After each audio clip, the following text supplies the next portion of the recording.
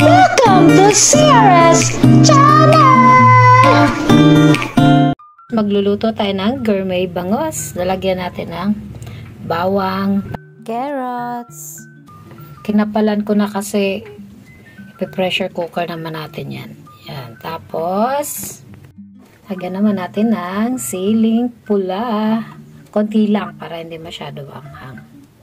At siling green. Pero pinutol ko yan mga ka-winners, masyadong mahaba. Ngayon, lagyan naman natin ng basil leaves.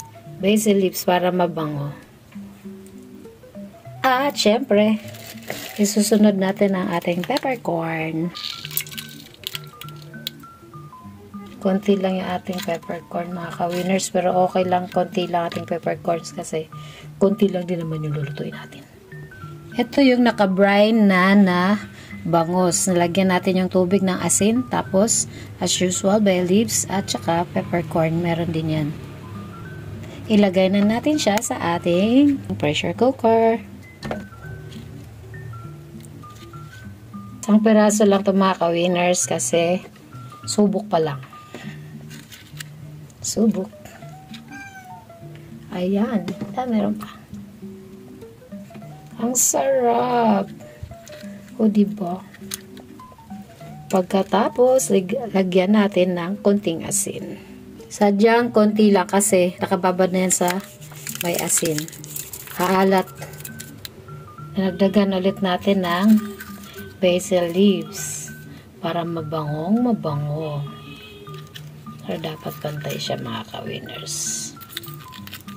Yan. Mura lang. Kahit pa paano makita tayo medyo mura na olive oil. Virgin olive oil. O, diba? Nakita ko to sa Dali. Kaya nagluto ako. Lagyan na natin ng olive oil. Damihan natin. Para masarap siya.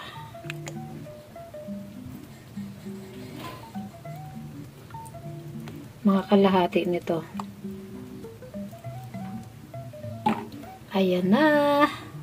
At lagyan naman natin ang tubig. Papantay dyan sa isda para babad na babad siya. Ayan na mga ka-winners, 2 baso. O, dagdagan pa natin ang kalahati. Para babad talaga siya, o diba?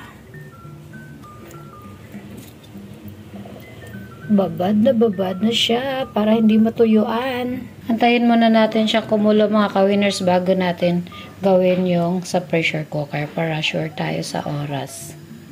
Ayan mga ka-winners, kumulo na siya. Kaya hinaan natin yung apoy. At pakuluan natin siya sa loob ng 1 oras. Natin siya ng pamintang durog. Ayan, para mas masarap, mabango.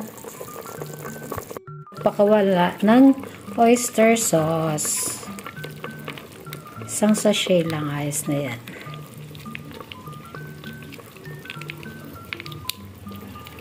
Yan, bago natin i-pressure cooker, lagyan na natin siya ng oyster sauce. Paasim ay ang pickles. Isang pakiting pickles. Ready na siya i-pressure cooker. Game na. Nilagyan ko din yan mga ka-winners sa isang kutsarang suka. Pang preserve. Sarado ko na. At time check 18:24, so 6:24, 7:24 natin siya hanguin. Ayan na mga ka-winners, luto na ang ating gourmet bangos.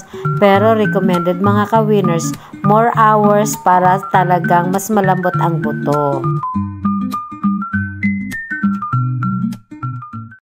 Thanks for watching mga ka-winners! Subscribe, like, and click the notification bell for updates of my new videos. God bless us all!